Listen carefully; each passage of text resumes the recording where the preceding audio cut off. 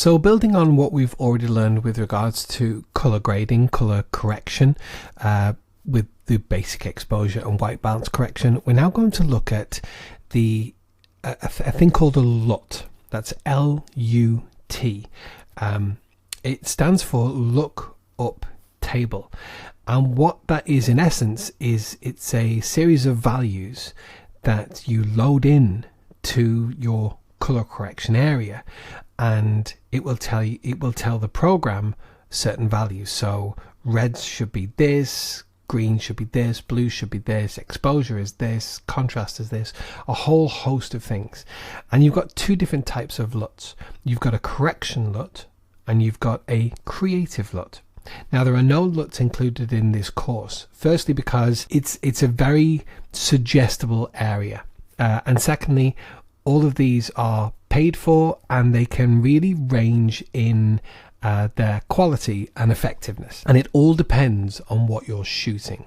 So if LUTs is something, once we've gone through this, that you do want to know more about, there's a whole host of explainers out there, some good, some not great, but if you get in some camera groups and some video editors groups, you can see what is generally used within the industry. I'm going to be using one set of LUTs in this that I highly recommend, but that is mainly in my case, which is why I won't be linking to them, but you will see the name of them, so you can look them up if you need to. The way in which we bring in a corrective LUT is, we've already seen this space, but we've now collapsed it back down. I'm going to open it back up again.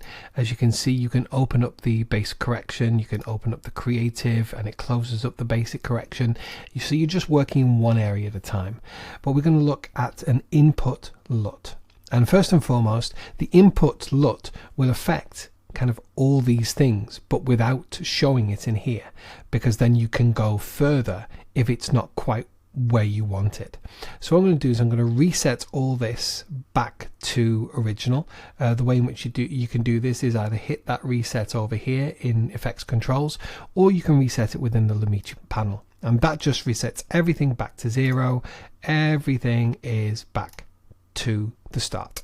And the way in which you bring in an input LUT is you click this drop down. Now I've got a lot more, or a considerable amount more than you have. You'll probably have Alexa through down to maybe D-Log, maybe not, ARRI, Universal, and you'll probably have Phantom Rec 709 Gamma. I'm going to show you what it looks like when you load on the wrong corrective LUT, because what these LUTs are doing is they're assuming that your footage is at a certain state, whether it be fully desaturated and flat, or lacking only in contrast. These are all industry standard that a lot of people use, but I'm going to show you what happens when you put in what we're supposed to be doing here is correcting, so bringing everything where it needs to be, because this image is quite flat, and that's what it was shot at, because this was shot in what is known as Cine 2, which is a log profile, and what that does is it doesn't underexpose, it doesn't overexpose, it crushes a lot of the things within it, the colors, the shadows, the highlights, but in a way that can be built on and edited to a certain extent within the actual software. It's a much bigger file type. If you're familiar with photo, you've got RAW and you've got JPEG. Well, this is, although it's not raw video, it's closer to RAW in photo than a JPEG in a photo, if that makes sense. So first and foremost, we're going to go into basic color correction, and this is the wrong corrective LUT. Watch this. That does nothing for me. It just whites out everything. If I go into Lumetri scopes, you can see that everything has been lifted. I could then try and bring things down, maybe overall exposure, bring it down, but obviously I'm bringing everything down, so it's still looking whited out. Even if I bring it all the way down, I mean, we're going dark, but everything just looks desaturated. Let me Control Z, Control Z. Can you do anything else with that? This is supposed to be a corrective LUT.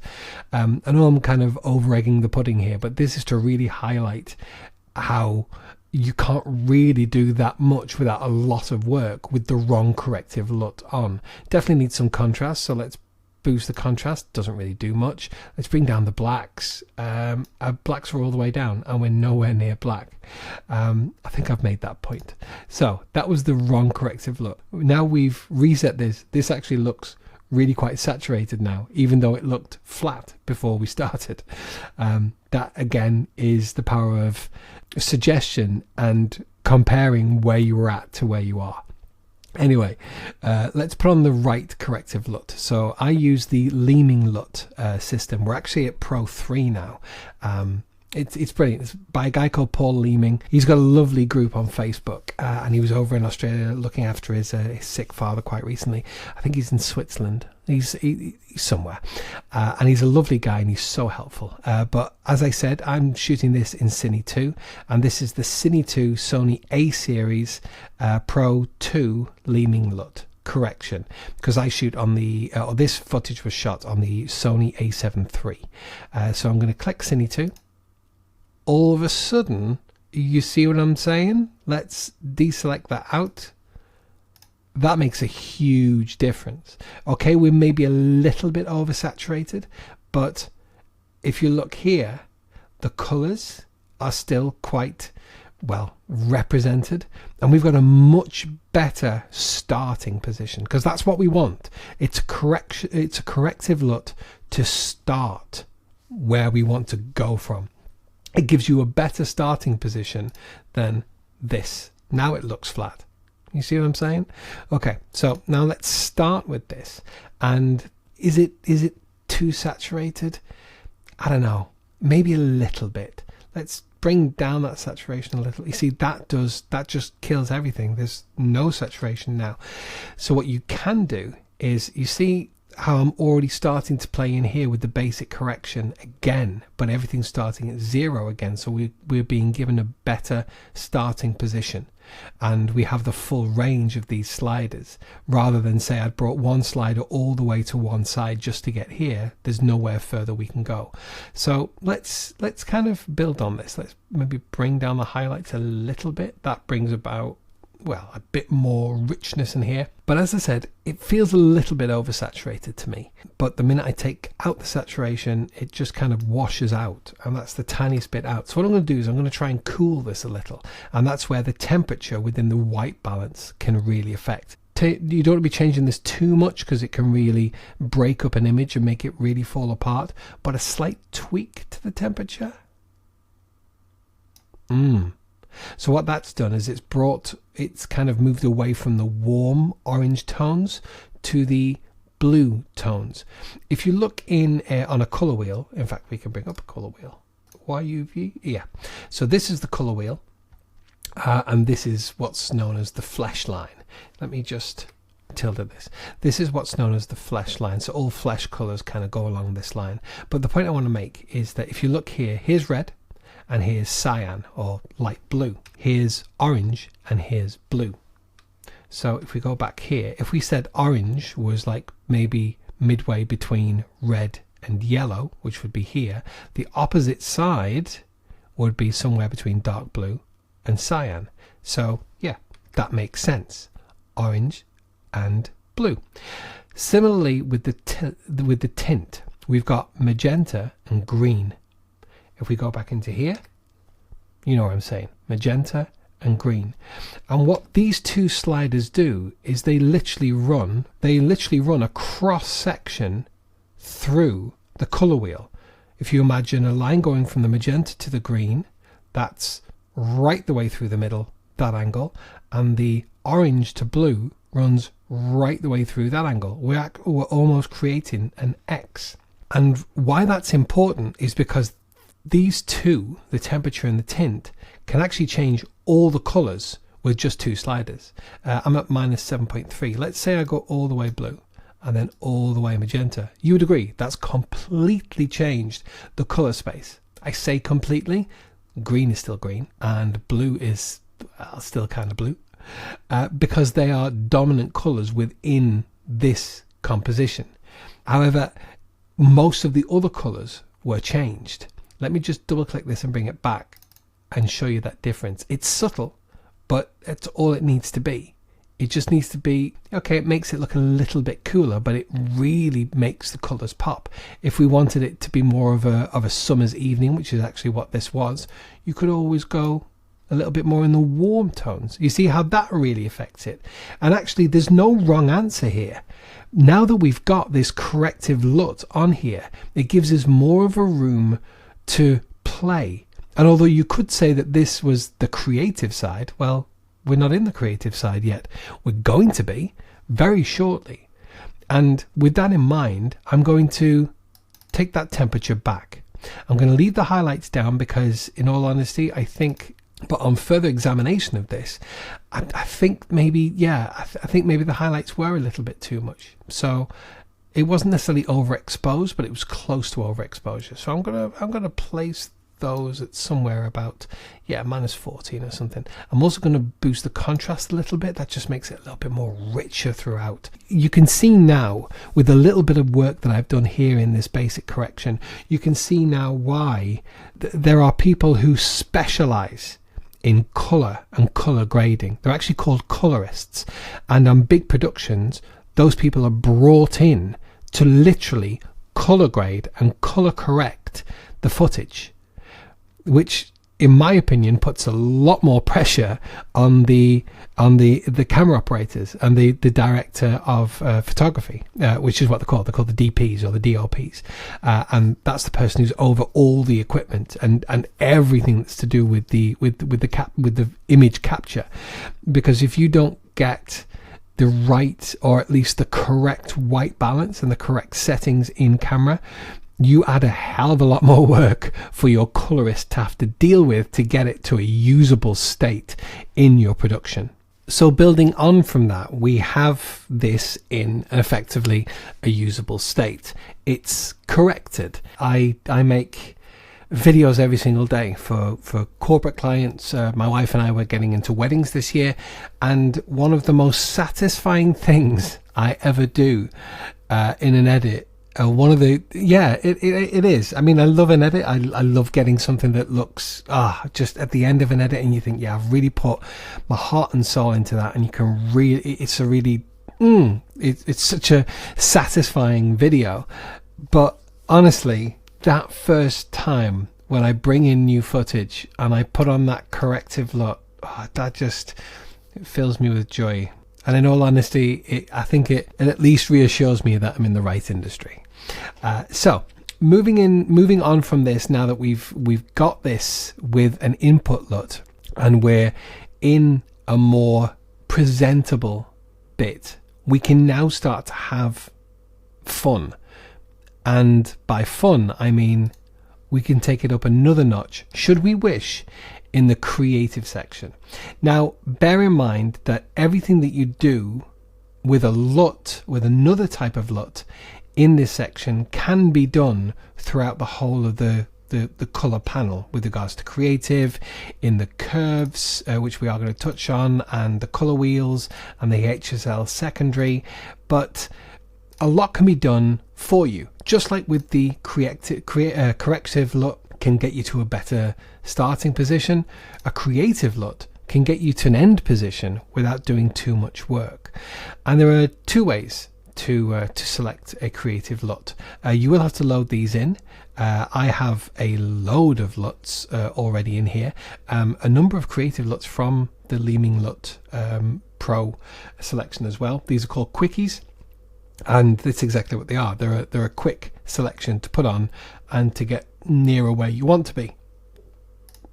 To add more LUTs, any LUT pack that you get down will have installation guides. Some of them are a little bit different, but yeah, the way in which you add in a creative LUT once it's in your system is to drop down and either select it from here, browse to one that's not currently installed into Premiere, or you can use this panel here. So this actually shows the video without your clip, without any basic correction on it, but it can give you a good signifier as to where a LUT can take you. I mean, that's a big change, but as you can see, this is toggled over, but this hasn't changed, because as you can see now, if we go back to here, our mouse stays as a pointer, but if we click over to the next one, which is CineSpace 238, that one, we have now a selection finger, and if we click it, that will then apply it to here. Now that's garbage, or is it? Because what we've applied is a creative LUT on top of a corrective LUT, but this creative LUT is at intensity 100%. Now remember how down here in the saturation and up here in the saturation is at 100%, but the slider is only in the middle. Well, the same is here for the intensity of your creative LUT, because you can even double that, which looks even more garbage. Double click to bring it to the beginning, or you can scale down that intensity, maybe to around 30. Now that looks better, doesn't it? And that looks, if we toggle off the creative, this is the beauty of here, because rather than undoing, you can toggle on and off to check actually what you've done and what changes and what difference what you've done has made to the final output. If we untoggle this, actually, yeah, it's made a huge difference, and that might be what you're looking for. Good, you're done. Literally within one click to add Cine 2, one click to add a bit of contrast, another click to take down the highlights, that's 3 clicks, and then 4 clicks to select this, and 5th to take down the intensity. In 5 clicks, you've gone from this to this. Now, colorists can train for years and take ages to get to this point. Good colorists, yeah, okay, they can do it a hell of a lot quicker, but I hope you get what I'm saying here.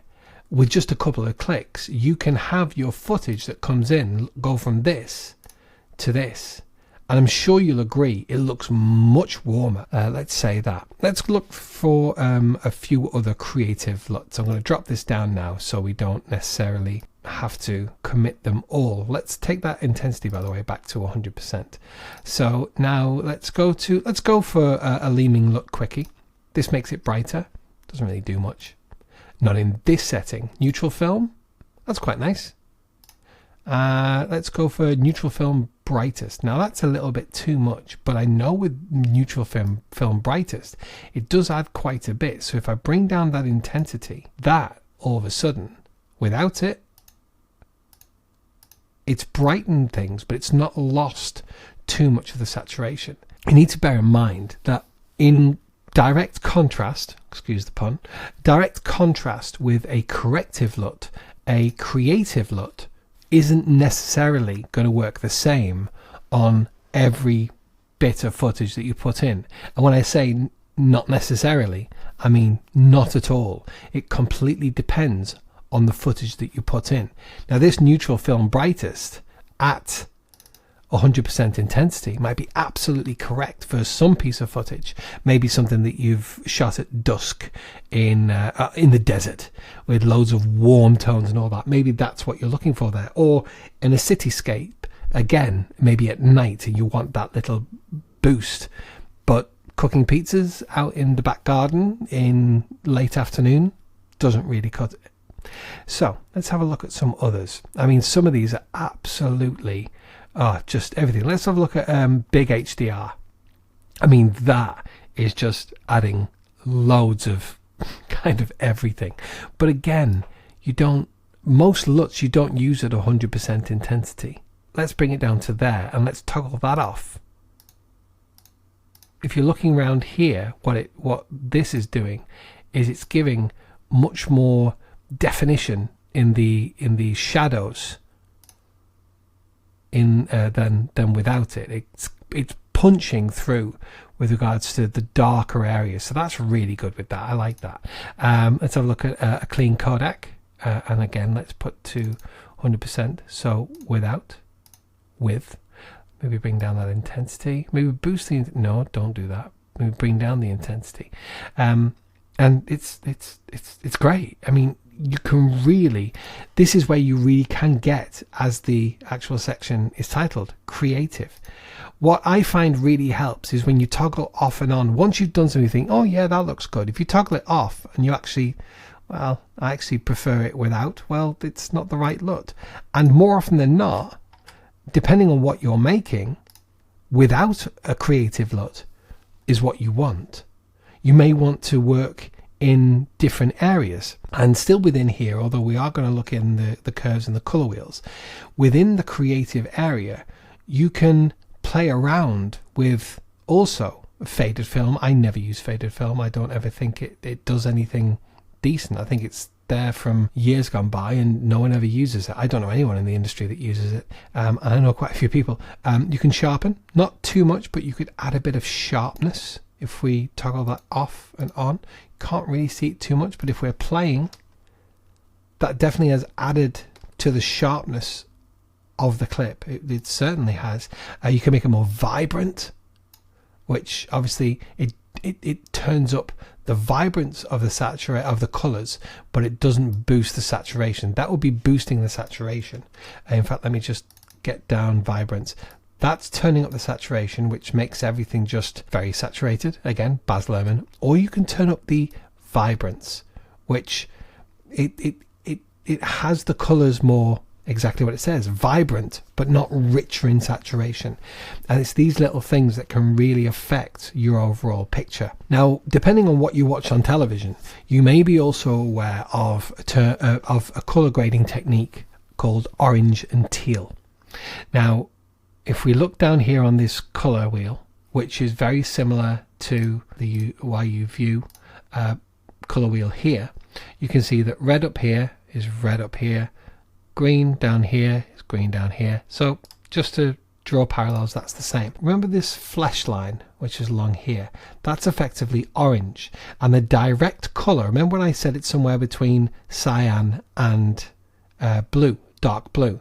Well, the actual shade that's in between here, which is more cyan than dark blue, is actually teal. That's the shade of teal, which is right down here, opposite. Say orange is maybe about 11 o'clock, teal is about 5 o'clock. Now, what a lot of color grading, I mean in Hollywood film as well as good quality television, it's a certain set of colors that are really popular, not only in those industries but popular with audiences as well. And what that means, the orange and teal look, is that you go with the shadows into the orange and into the teal with the highlights. Let's just see what effect that has. So let's grab that and take it into the orange. I mean, let's go overboard and let's get it right up into the orange. Good. And now now that looks like when we grabbed this and went all the way into the orange.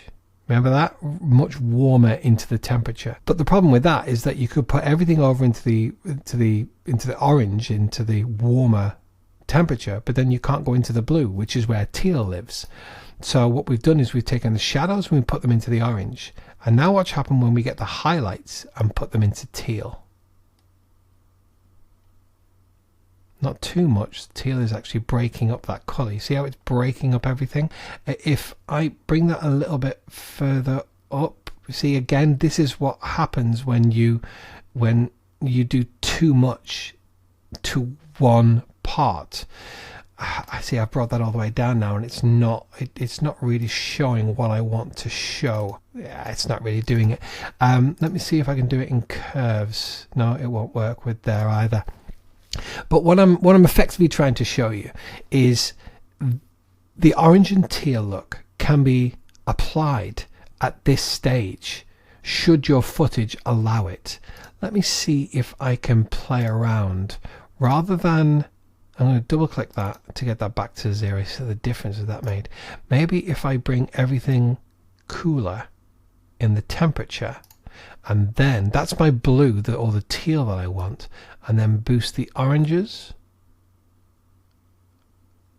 Yeah, I think that's where we're there.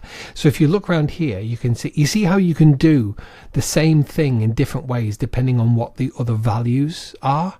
It's such a science, it really is. But effectively what we have here now is a basically corrected with a correction LUT, and we've worked within the creative area, not with a creative LUT, but playing with the shadow tint. But effectively what we've done is we've made everything cooler, and then we've taken the shadows and made them warmer. So if you look around here, if I toggle this off, it is subtle, but around the shadows here, and I mean the shadows here, there's shadows throughout it all, even underneath here on the fence and in these darker areas here. If I turn that back on, all those shadows have warmed up, and effectively we have a version of the orange and teal look. And that's simply done within the creative and the corrective area. Thing is, I don't really want an orange and teal look for this, because it's not how I've shot it, and it's not what I was intending to do. But let's have a little further look through here, because I want to see if there's anything that we could use within these creative LUTs. Blue steel, I don't get the Zoolander reference. Day for night.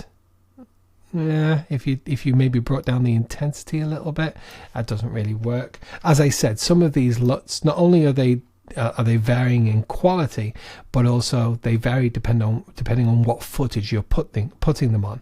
It's a real play around, and it's a real place where you can either get really stuck or get really good output from it. But it takes time, and it takes practice, and you get to a point where you can easily look at a piece of footage and think, yeah, that's what I want to put on there.